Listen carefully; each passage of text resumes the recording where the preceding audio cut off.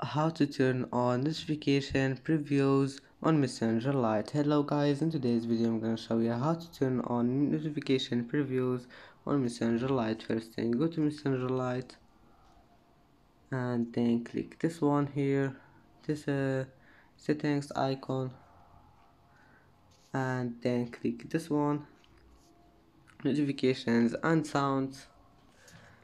And after you click on it, just you will find notification previews here. If you want to turn it on, just click on it, and as you see, notification previews have been turned on.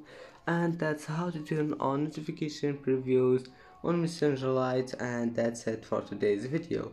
If you like this video, please don't forget to like and don't forget to subscribe, and thank you for watching this video until the end.